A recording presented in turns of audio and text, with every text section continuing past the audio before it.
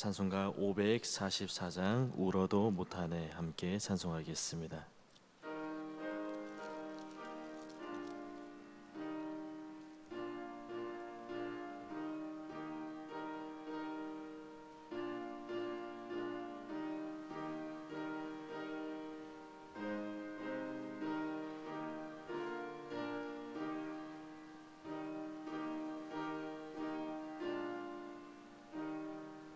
울어도 못하네 눈물 많이 흘려도 겁을 없게 못하고 죄를 씻지 못하니 울어도 못하네 십자가에 달려서 예수 고난 당했네 나를 구원하시니 예수밖에 없네 힘써도 못하네 말과 뜻과 행실이 깨끗하고 착해도 다시 나게 못하니 힘써도 못하네 십자가에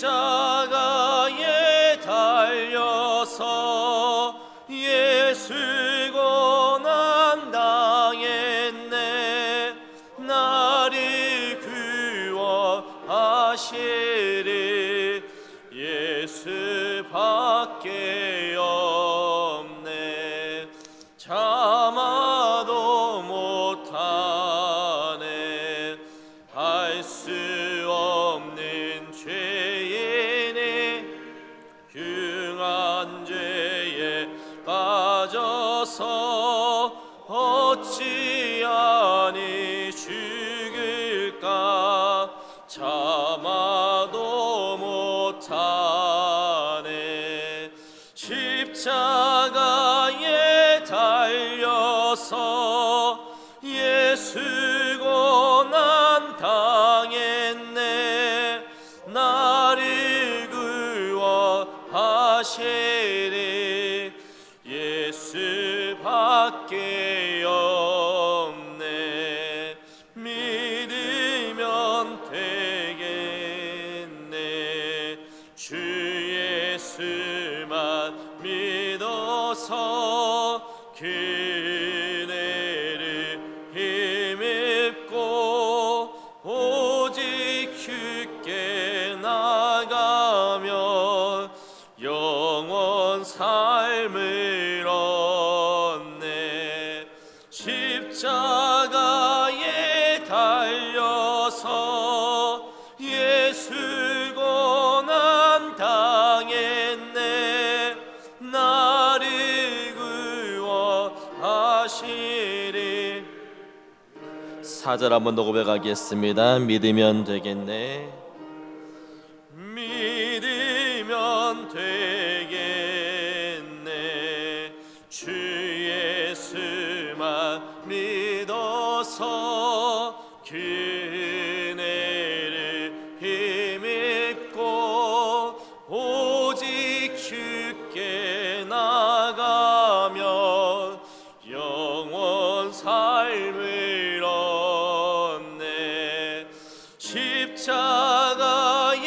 달려서 예수 고난 당했네 나를 구원하시리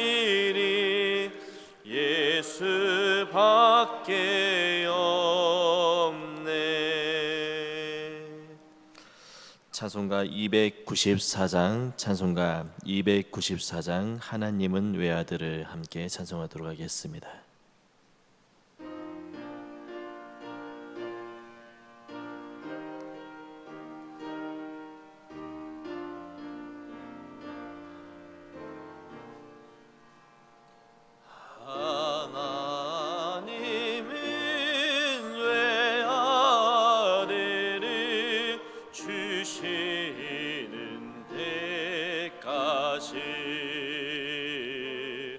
세상 사랑하니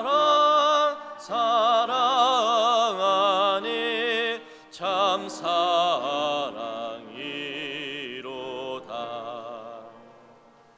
하나님은 사랑이라 죄악에 빠졌던 우리까지 사랑하니 참 사랑 아닌가. 하나님을 배반하고 멀리 떠나느니 원수같이 대적하니 사랑하여 주네. 하나님은 사랑이라 죄악에 빠졌던 우리까지 사랑하니 참 사랑 아닌가. 세상 죄를 사시려 우리 죽을 대신 성자 예수 십자가에 고난 받으셨네. 하나님은 사랑이라 죄악에 빠졌던 우리까지 사랑하니 참 사랑 아닌가. 이 사랑에 감사하여 곧 주께 나오라. 고난 영혼 주께 맡겨 구원을 얻으라. 하나님은 사랑이라 죄악에 빠졌던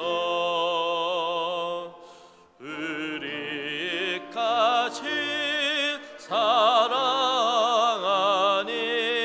참 사랑 아닌가.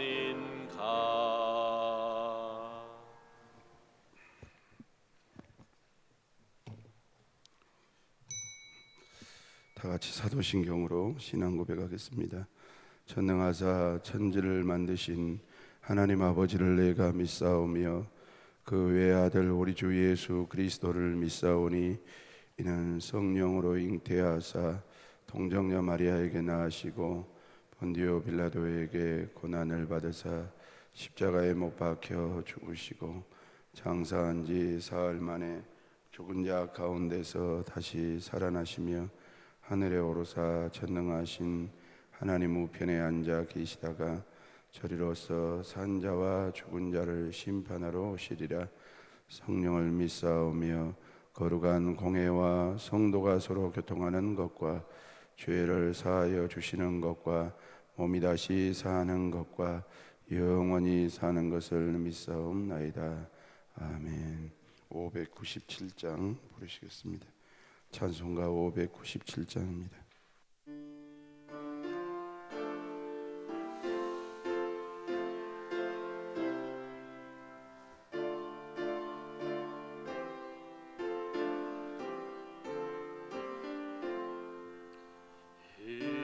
이전에 주님을 내가 몰라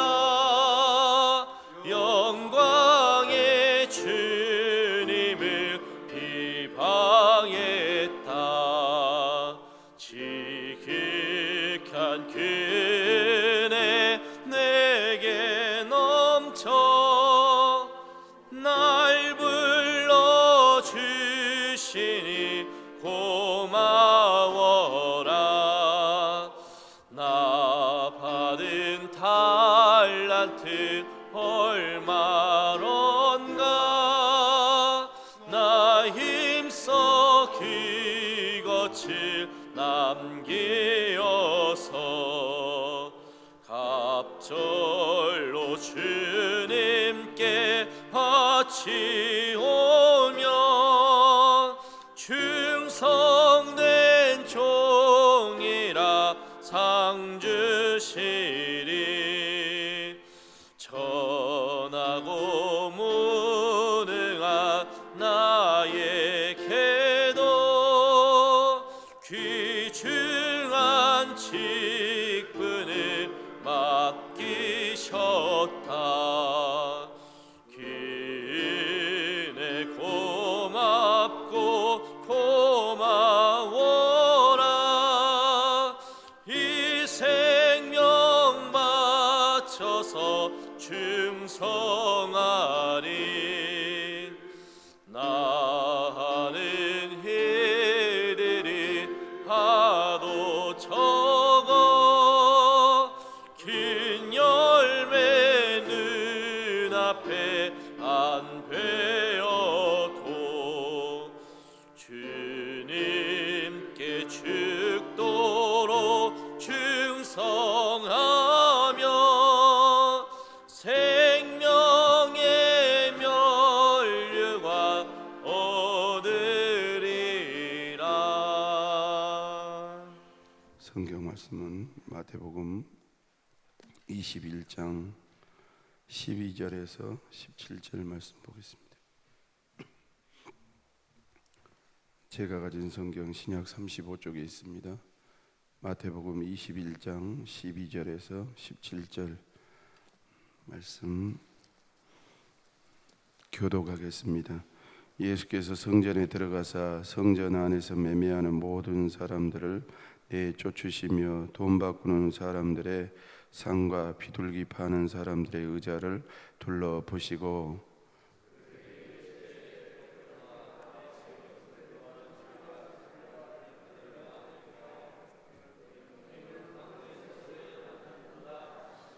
맹인과 저는 자들이 성전에서 예수께 나오매 고쳐주시니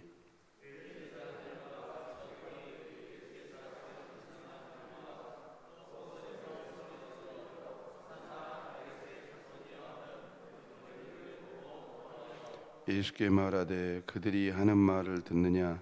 예수께서 이르시되 그렇다. 어린아기와 젖먹이들이 이들의 입에서 나오는 찬미를 온전하게 하셨나이다 함을 너희가 읽어본 일이 없느냐 하시고 그들을 떠나 성 밖으로 베다니에 가서 거기서 유하시니라. 아멘. 기도하겠습니다. 하나님, 오늘 새벽에도 고난주간을 맞이하여 특별 새벽기도 드릴 수 있도록 도와주셔서 감사합니다. 우리가 주의 이름으로 모였으나 여전히 코로나19에 대한 부담감과 또한 하루속히 이 난국이 헤쳐지기를 원하는 마음으로 일심하여 하나님 앞에 엎드렸고 겸손히 주의 도움을 구합니다. 하나님께서 주 2020년에 찾아온 고난주간 남다른 은혜를 베풀어 주시되 새벽마다 하나님 앞에 예물 드리는 당신의 백성들을 긍휼히 여겨주시고 마음의 소원과 기도의 제목을 긍휼히 여기사 하나님 믿음대로 소원대로 응답하시고 역사하시는 주의 뜻이 드러나게 하여 주옵소서. 하나님, 세계적으로 질병이 잦아들어야 될 텐데 그런 기미가 보이지 않고 있습니다. 하나님께서 하루속히 이 코로나19를 잠잠케 하여 주옵시고 의료진들이 지쳐가지 않게 하여 주옵시며 또 조심할 것은 조심하여 하나님께서 원하시는 사회생활과 신앙생활이 이루어질 수 있도록 주님 인도하여 주옵소서. 하나님, 말씀을 통해서 우리가 깨닫기를 원합니다. 단순히 전하는 자, 듣는 자로만 있지 않게 하시고 이 말씀이 나의 삶 속에 적용되어 열매가 되고 변화가 되고 능력이 될 수 있도록 주여 함께하여 주옵소서. 주의 말씀만이 선포되어지기를 간절히 원하옵고 예수님 거룩하신 이름으로 기도 올리옵나이다. 아멘. 예수님께서 예루살렘에 입성하셨습니다. 예수님께서 예루살렘에 입성하셔서 제일 먼저 하셨던 일은 성전을 찾아가셨습니다. 성전에 찾아가셔서 하셨던 일은 무엇이냐면 성전을 정결케 하는 청소하는 일을 하셨다고 말씀을 드렸습니다. 그런데 희한하게도 대제사장들과 제물 드리러 오시는 분들의 곁길 가는 일이 무엇 때문에 그랬냐면 율법을 적용하는 데 있어서 그 순수성과 하나님의 의도에 대한 왜곡으로부터 이런 결과가 왔다라고 어제 말씀을 드렸습니다. 비록 율법을 적용해서 그들이 행했다 할지라도 장터가 되어서 매매하는 곳이 되어버린 성전을 보시고 주님이 분노하셨습니다. 왜 제가 이 본문을 하루 더 잡게 되었냐면 저나 여러분들이나 신앙생활을 오래 하시고 또한 직분을 맡으신 분들은 그냥 내 본의대로 신앙생활하는 분들이 거의 없습니다. 다 말씀에 근거해서 이런 일을 하고 말씀에 근거해서 이런 마음을 품고 말씀에 근거해서 이런 행동을 한다라고 이야기를 합니다. 그러나 우리는 그 말씀에 은혜 받은 것과 또한 그 말씀이 나에게 감동이 되어서 아멘 했던 그 고백과 그 말씀을 적용하는 행실과 행태가 정말 예수님께서 보실 때 합당한 행태인가에 대한 것을 다시 한번 기억해 볼 필요가 있고 점검해 볼 필요가 있다라고 생각을 합니다. 예수님께서 제사장들과 장사치들과 제물 드리러 온 그러한 분들의 상을 뒤집어 엎고 또 성전을 뒤집어 엎었다는 말씀이 나온과 동시에 누가 밀려온 줄 아십니까? 아이러니하게 14절 말씀을 보면 이렇게 기록하고 있습니다. 13절, 14절 말씀 같이 보시죠. 13절은 그냥 성경으로 보시면 감사하겠습니다. 시작. 그들에게 이르시되 기록된 바 내 집은 기도하는 집이라 일컬음을 받으리라 하였거늘 너희는 강도의 소굴을 만드는도다 하시니라. 맹인과 저는 자들이 성전에서 예수께 나오매 고쳐 주시니라고 말씀하고 있습니다. 어제도 설교했던 것처럼 예수님을 로마에서 해방시켜 주시는 메시아로, 정치적인 메시아로 예루살렘 사람들은 관심을 가지고 있었고 그분의 말씀이나 그분의 행동에 대해서 주목했던 것을 말씀을 드렸습니다.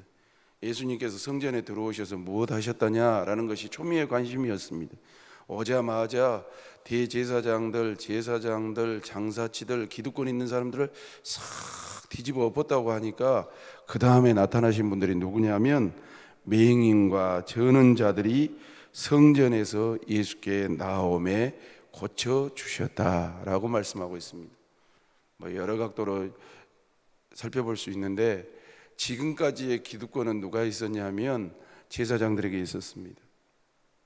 제사장들과 결탁되어 있는 장사치들에게 있었습니다. 그리고 거기에서 일보기 위한 순수한 백성들에게 기득권이 있었습니다. 그런데 그분들에 대해서 책망하시자마자 맹인들과 저는 자들이 성전에서 예수께 나왔다라는 말씀을 보고 엄밀하게 보면 목사도 이 자리에 우리가 주님 앞에 사랑을 알고 교회를 지킨다고 하는 우리도 기득권이 있는지도 모릅니다. 그러나 한편으로 생각해 보면 우리 때문에 맹인과 저는 자들이 예수께 나오지 못하는 걸림일 수도 있다라는 생각을 가져보았습니다. 예수께서 성전을 청결하게 하셨다는 소문이 퍼지자 성전으로 달려나온 사람들이 있었는데 그 사람들은 바로 맹인과 저는 자들이었습니다. 맹인과 저는 자들 뿐이었겠습니까? 각종 병든 자들이 성전으로 몰려 들어왔을 것입니다. 왜 이 말씀을 기록한 줄 아십니까? 구약의 율법에 의하면 그들은 성전에 들어올 자격이 없는 사람들이었습니다. 온전한 사람이 아니었기 때문에 하나님 앞에 드려지지 못한다라고 율법이 규정했기 때문에 그렇습니다. 예배를 드리고 싶어도 예배를 드리지 못해요. 기도하고 싶어도 기도의 자리는 나올 수가 없습니다. 왜냐하면 그들은 온전한 사람이 아니었기 때문에 그렇습니다. 그러나 예수님께서 장사치들을 몰아내신 후에는 꼭 들어와야 될 사람들이 들어오게 하신 것을 볼 수가 있습니다. 예수님께서 그들을 기꺼이 맞아주시고 고쳐주셨습니다. 이 일을 통해서 예수님께서는 당신이 종말의 구원자라는 의미를 가지고 있는 메시아 되심을 강력하게 나타내셨습니다. 그리고 성전의 본래적인 기능이 회복되도록 하셨습니다. 예수님을 견제의 대상이나 또한 이상한 일을 하는 사람으로 정죄하는 사람들이 아니고 또 성전을 이용해서 자신들이 배불리는 그러한 사람들 말고 예수님의 말씀이 필요하고 예수님의 권능이 필요한 절박한 분들이 예수님께 나왔던 것을 우리는 알 수가 있습니다. 사랑하는 성도 여러분, 우리는 예수가 필요한 것입니까? 교회나 직분이 필요한 것입니까? 바라기는 주 앞에 서는 날까지 날 처음 불러주셨던 그 예수, 지금도 십자가에서 피 흘려주시고 모멸당해 주신 그 대속적인 죽음을 감당해 주신 그 예수가 우리에게 병든 자나 각색 병자들이나 또한 나면서부터 문제가 있었던, 그래서 예배가 필요하고 기도가 필요하고 예수가 필요한 그러한 인생으로 우리가 살 수 있는 행복자들이 되시기를 주님의 이름으로 축원합니다. 오늘 새벽의 기도도 코로나일 수도 있고 나라일 수도 있고 경제일 수 있고 가정일 수 있지만 그보다 먼저 무엇이 필요하냐면 예수님이 나는 절박하게 필요합니다. 돈이 들어온 장소가 교회가 아니고 또 나의 권력이 필요한 장소가 교회가 아니고 또 사람들과의 유대관계나 어떤 커뮤니티를 이루는 공동체가 교회가 아니라 나는 예수님이 필요하고 예수의 말씀이 필요합니다라는 그러한 일들을 주께서 하셨던 것을 볼 수가 있습니다. 그리고 나서 세 번째 이런 일이 일어났습니다. 다 같이요. 시작. 대제사장들과 서기관들에 대한 책망이 이루어졌습니다. 15절로 17절 말씀을 좀 읽어보시면 이렇게 나옵니다. 같이 보시죠. 대제사장들과 서기관들이 예수께서 하시는, 여러분 제가 한 10번 이상을 묵상하고 나왔는데 대제사장들과 서기관들 눈에는 예수님이 하시는 일이 이상한 일인 거예요. 왜 저렇게 하냐 이 말이에요. 우리가 뭘 잘못해서 뭘 잘못한지도 모르고 이게 뭐가 틀린지도 모르는, 그러니까 예수님 입장에서는 당연한 일을 하는 것이고 대제사장들과 서기관들 입장에서는 예수님이 하는 것이 이상한 일을 성전에서 저렇게 하고 있는 거예요. 또 성전에서 소리질러 호산나 다윗의 자손이야 하는 어린아이들을 보고 대제사장들과 서기관들이 화를 냈어요. 조용해야 될 건데 쬐깐한 애기들이 예수가 뭐라고 저렇게, 그러니까 대제사장과 서기관들 눈에는 예수님이 메시아가 아닌 거예요. 구원자가 아닌 거예요. 다음 보시겠습니까? 시작. 예수께서 말하되 그들이 하는 말을 듣느냐? 예수께서 이르시되 그렇다. 어린아이와 젖먹이들의 입에서 나오는 찬미를 온전하게 하셨나이다 함을 너희가 읽어본 일이 없느냐 하시고 그들을 떠나 성 밖으로 베다니에 가서 거기서 유하시니라. 그렇게 한바탕 성전을 완전히 뒤집어 엎고 그리고 대제사장들과 서기관들을 책망하시고 그리고 맹인들과 전원자들과 함께 어린아이들이 나와서 예수님을 향해서 호산나 다윗의 자손이여 우리를 구원해 달라고 외치는 그 일에 대해서 합당한 일이라고 설명하시고 대제사장들과 서기관들에게 분노하신 후에 볼매너저로 그렇게 따져오는 그들을 향해서 아무 말씀하지 아니하시고 피해서 가시는 것을 볼 수가 있습니다. 제가 말씀 준비하면서 무슨 생각이 든 줄 아십니까? 지금부터는 성경만 좀 읽으려고 합니다. 시편 82편 2절 말씀을 보시면 이런 말씀이 나옵니다.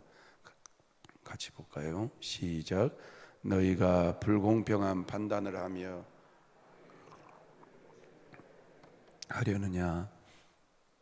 셀라라는 말씀인데, 너희가 불공평한 판단을 하며 악인의 납보기를 언제까지 하겠느냐? 라는 말씀을 인용해서 이 서기관들과 대제사장들을 책망하신 겁니다. 그래서 예수께서 16절 중반절 말씀에 보면, 그렇다, 어린 아기와 젖먹이들의 입에서 나오는 찬미를 온전케 하셨다 함을 너희가 읽어본 적이 없느냐고. 그들은 그 일을 해야 된다는 것을 읽어본 적이 없느냐고. 쉽게 말하면 이 말씀으로 유대 지도자들이 무지함을 깨달았다는 사실입니다. 참 저도 경외스럽고 두렵고 떨리는 마음이 있고, 이 시대를 살아가는 성도들도 경외함을 가지고 신앙생활을 해야 될 텐데 앞으로는 더해질 것 같아요. 내일 제가 설명하겠습니다. 더해질 것 같아요. 우리가 예측하지 못한 일들이 자꾸 발생이 돼요. 우리가 준비되어지지 않는 문제들이 자꾸, 예측할 수 없는 일들이 자꾸 이게 생긴단 말이죠. 왜 이런 일이 생기냐? 내일 설교하겠습니다만 예수님께서 제자들에게 뭐라고 한 줄 아십니까? 마태복음 24장 말씀에 보면, 너희들이 보는 이 아름다운 헤롯 성전이 돌 위에 돌 하나도 남지 아니하고 싹 회파될 것이라고. 제자들의 관심에는 무엇밖에 없었냐면, 저를 봐보세요. 제자들의 관심에는 무엇밖에 없었냐면 보이는 성전밖에 없었어요. 어마어마해요. 이 큰 건물이 어떻게 무너지냐고. 여러분, 한국 교회는 지금 그러고 있는지 몰라요.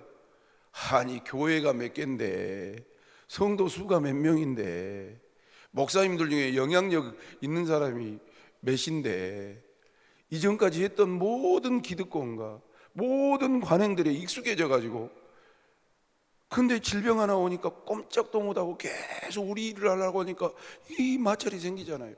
이럴 때 어떻게 성경을 적용해야 될 것인가? 교계 안에서도 목사님들은 이런 분은 이렇다라고, 저런 분은 저렇다라고, 이 단체는 이렇다라고, 저 단체는 저렇다라고. 우리 교회 안에서도 마찬가지. 예배 때문에 어려움이 생겨서 서로 네트워크가 되잖아요. 요 전라도 지방이 대구 경북 쪽하고 전라도 지방에 확진자들이 생길 때는 우리가 조심했지요. 서울 경기는 늦게 왔잖아요. 외국인들 들어오면서, 유학생들이나. 그러니까 그쪽은 예배를 늦게까지 드렸단 말이지요. 인터넷 예배를 안 드렸단 말이죠. 그런데 뭐라고 그러냐면, 언론에서는 계속 모이지 말라고 그러고, 교인들은 예배를 포기를 못하고, 목회자들도 예배를 포기를 못하고, 온라인 예배라는 것은 드려보질 않고, 계속 이런 괴리적인 충돌이 생기는 거예요. 보수적인 목사님들은 그걸 한 거예요. 예배를 드리는 거예요. 근데 차를 타고 오면서도 그 안에 싸운다는 거예요. 아니, 나 대통령이 하지 말라면 안 해야지. 왜 교회에서 예배를 오면서, 예배를 드리고 나서 돌아가면서도 그런다는 거예요. 불안해서 예배 드리겠냐고. 아니, 하나님 앞에 예배 드리는 걸 포기하냐고. 교회 안에서 내분이 일어나게 생겼다는 그런 말을 제가 한두 분이 아니에요.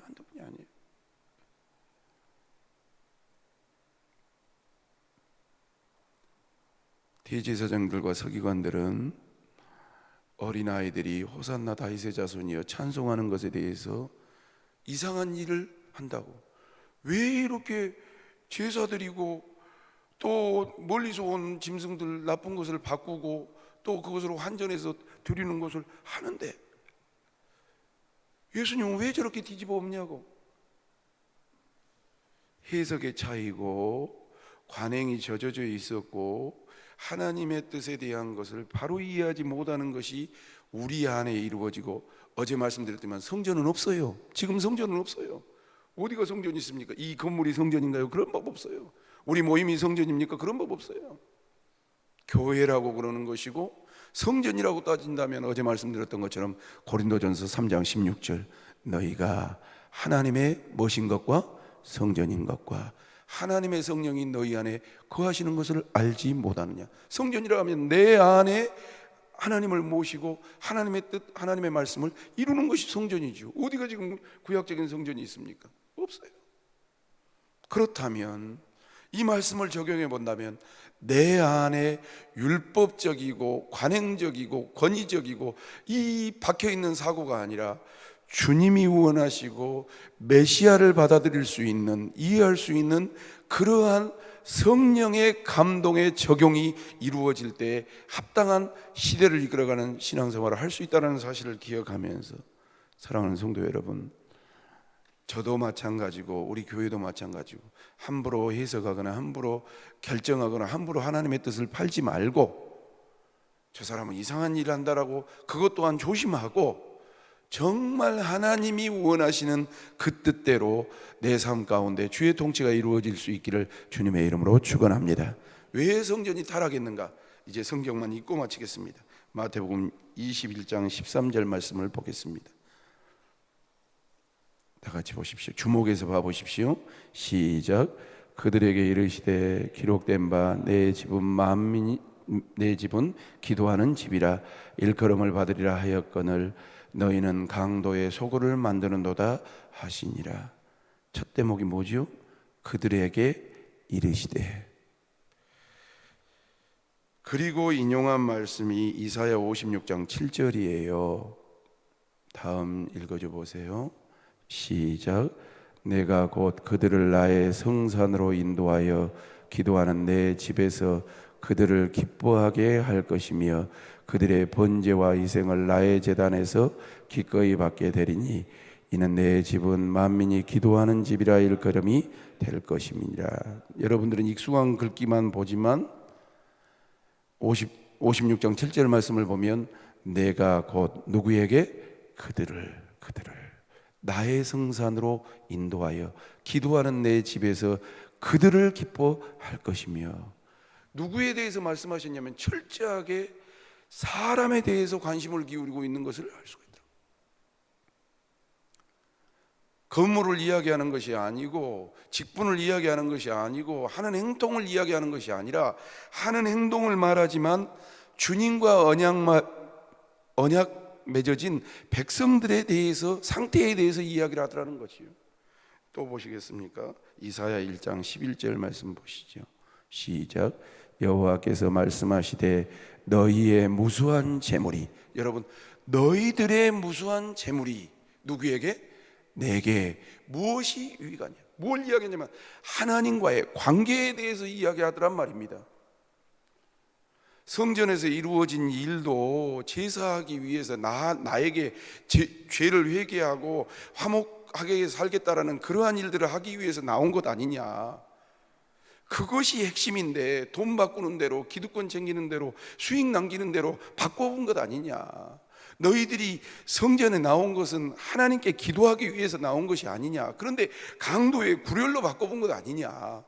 철저하게 뭐가 병들어 버리냐면 사람의 심령이 병들어 버리고 신앙생활하고 있는 이 뭡니까? 그게 병들어 버린 거예요. 하나님과의 관계가 병들어 버린 거예요. 여러분, 두 번째로 인용한 말씀이, 예수님께서 인용한 말씀이 에레미야 7장 11절 말씀인데요. 같이 보시죠. 시작. 내 이름으로 일컬음을 받는 이 집이 너희 눈에는 도둑의 소굴로 보이느냐. 보라, 나 곧 내가 그것을 보았노라. 여호와의 말씀이니라. 내 이름으로, 하나님의 이름으로 일컬음을 받은 이 집이, 하나님이 거하신다고 하는 이 집이 너희들 볼 때는, 여러분 이 시대도 생각해 볼 필요가 있어요. 목회하는 것을 어떤 먹고 사는 것으로, 교회 생활하는 것으로, 어떤 사회 요소의 하나의 커뮤니티 중으로 밖에서 인정받지 못하는 것, 교회에서 인정받는 것으로, 교회 가면 내가 이렇게 의시될 수 있는 것으로 그렇게 볼 수 있는, 아니다. 다 뭐가 병들었냐면 이 하나님과의 관계가 병들어 있는 것을 볼 수 있습니다. 심지어 예수님은 한술 더 떠서 강도의 소굴이라고 표현했어요. 왜 강도의 소굴이라고 했을까? 성전들에서 이루어지는 매매 행위는 제사장들의 묵인과 결탁으로 이루어진 것이고, 제사장들은 어떻게 했습니까? 백성들이 우양을 끌고 무조건 오면 무조건 불합격 처리하는 거예요. 그냥 어디서 왔든지 간에 가져오면 무조건 불합격 처리하는 거예요, 의도적으로. 그러면 성전에서 허가받아 장사꾼들이 파는 그것으로 살 수밖에 없게 만드는 거예요. 성전에 들어온 유대인들은 유대 화폐로 성전세를 내야 돼요. 그런데 이방 지역에서 오는 사람들은 환전을 해야 되니까 환전을 할 때 과다하게 돈을 붙여가지고 거기에서 또 복리를 취하는 거예요. 하는 짓이 도둑이 아니라 강도 같은 짓을 하고 있는 거예요. 강도질 앞에선 사람들이 바로 제사장들이 그 일을 하고 있다라는 이 말씀 보면서 이 시대의 우리의 모습은 어떤가 한번 고난주간이니까 자신을 점검해보고, 진짜 회개할 사람은 지도자들이 회개해야 될지도 몰라요. 성전의 영적 질서를 유지하고 하나님의 백성들이 하나님과의 올바른 예배의 관계를 드리도록 그렇게 해야 될 지도자들이 성전에서 강도질하고 있고, 그런 것들을 강하게 책망하시는 이 성전 청결의 사건을 바라보면서 말씀을 마치려고 합니다. 이 시대의 문제는 무엇에 있을까? 환경이 타락할 수 있습니다. 그럼 그 환경은 누가 타락하겠을까? 만물의 영장이라고 하는 하나님의 형상을 짐받는 사람의 타락이 아닌가라는 생각을 가지면서, 사랑하는 성도 여러분, 여러분들이 잘못했다는 소리가 아니라, 제가 잘못했다는 소리가 아니라 한 번 정도는 주님의 관점에서, 말씀의 관점에서 나를 비교해보고 걷어치워야 될 것이 있다면 성령께서 우리 안에 가지고 있는 모든 대제사장들과 서기관들과 기득권층들이 가지고 있는 그런 것들이 있다면 뒤집어 엎어버리고, 어린아이와 같이 호산나 다윗의 자손이요, 호산나가 무슨 뜻입니까? 주 예수여 우리를 뭐하여 주옵소서? 구원하여 주옵소서. 나 좀 구원해 주십시오. 이 정도에서 내 신앙을 구원하여 주시옵소서라고 하나님 앞에 도움을 구하고, 병든 자들, 각색 문둥이들처럼 하나님, 나는 주님이 필요합니다, 주님이 나를 고쳐달라고 하시는 그러한 주님의 만지심과 관계성이 회복될 수 있는 그러한 2020년 고난주간이 되시기를 주 예수님의 이름으로 축원합니다. 바라기는 이것을 책망하는 말씀으로 안 들으셨으면 좋겠습니다. 목사는 잘하고 성도들은 못하고 그것이 아니고, 내 안에 기득권은 없는지, 내 안에 혹시라도 잘못된 것은 없는지, 주님 보실 때 없는지 잘 점검해내셔서 정말 주님과의 관계, 주님의 절박함, 또한 하나님께 순수한 호소를 통해서 주님이 우리를 챙기시고 고쳐주시는 그런 놀라운 역사가 매일 새벽마다 우리 교회 가운데, 우리 한국교회 가운데 일어나시기를 예수님의 이름으로 축원합니다. 찬송하고 기도하겠습니다. 463장 마지막 절입니다. 예수 닮길 원합니다. 반주 좀 해주시죠.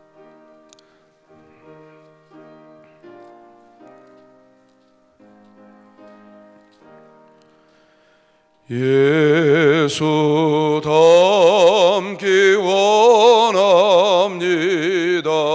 진심으로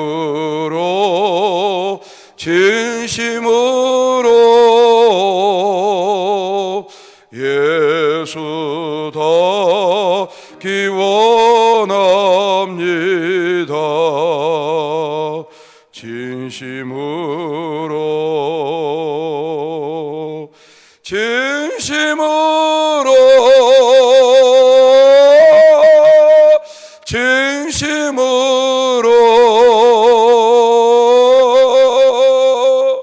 예수 닮기 원합니다.